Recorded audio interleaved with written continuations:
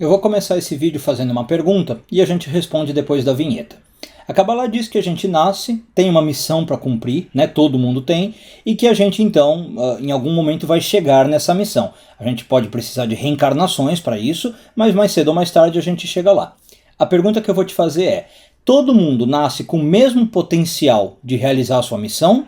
Ou será que gente que vem, digamos, com alguma facilidade realiza a sua missão mais fácil, e tem gente que vem com talvez mais dificuldade, com alguns obstáculos e dificilmente vai realizar a sua missão ou com mais dificuldade? Pensa na pergunta, depois pensa na resposta e a gente fala depois da vinheta. Eu sou Yair Alon e esse é o Zohar Diário.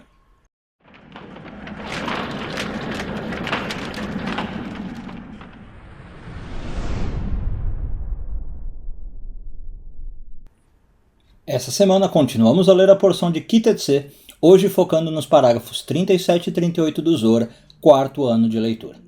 Bom, e aí? Pensou no que eu perguntei? Repetindo, será que todo mundo nasce no mesmo nível e com a mesma facilidade, né, para alcançar a sua missão, resolver seu tikkun?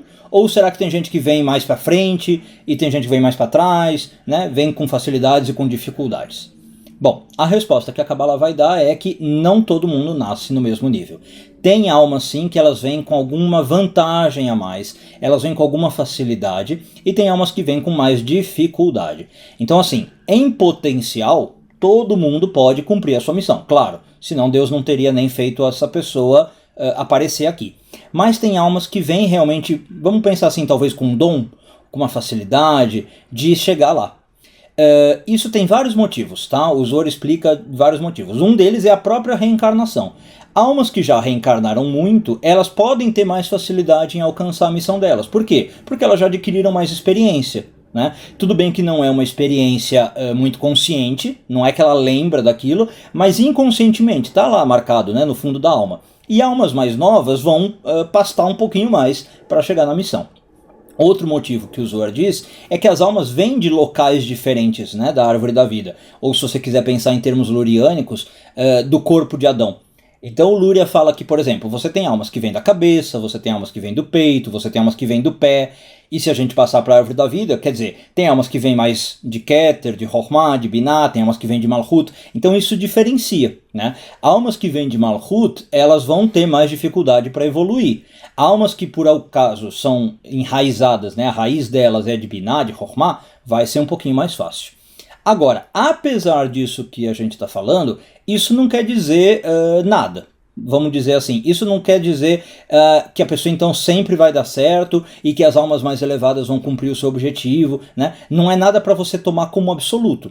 Muitas vezes acontece, o Zohar lembra, de que almas inferiores, no sentido vieram de níveis mais baixos, cumprem a sua missão, enquanto almas mais elevadas, que vieram de lugares mais elevados, estragam pelo caminho. Elas erram e elas não conseguem chegar lá. Por que que isso acontece? O Zohar diz que existe uma coisa que se chama ego, né? Então é verdade que de partida as almas podem ter diferença, algumas mais altas e outras mais baixas, mas quando elas vêm para o mundo físico, ao mesmo tempo elas ficam sujeitas ao mesmo tipo de coisa. Aqui no mundo físico elas têm que lutar com os desejos dela, com o ego, né, com as vaidades do mundo, e isso às vezes faz a alma se perder. Então no ponto de partida é desigual, percebe? Tem gente que sai meio que na frente. Mas à medida que a vida anda, meio que todo mundo se iguala, ok? E aí o Zohar diz que, por causa disso, é muito importante você não...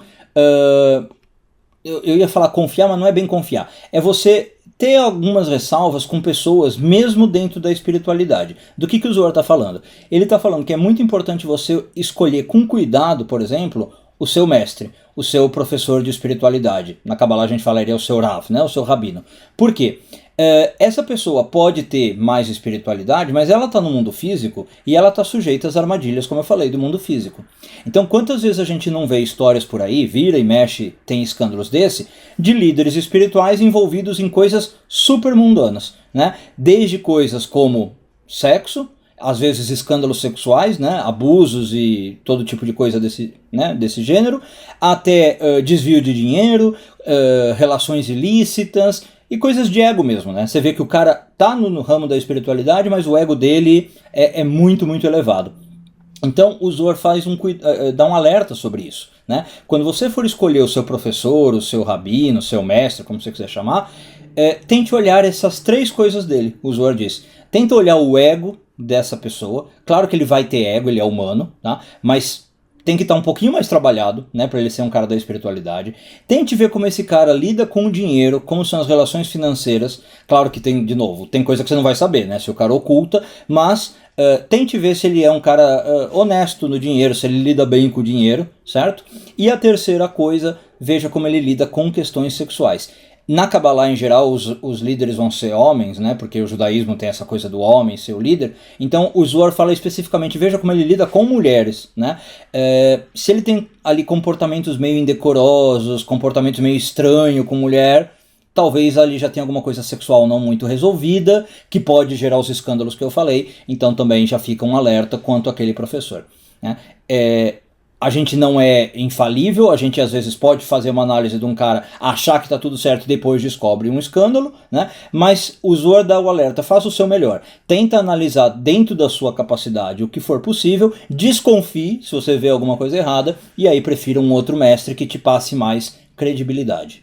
Um bom dia a todos e tudo de bom.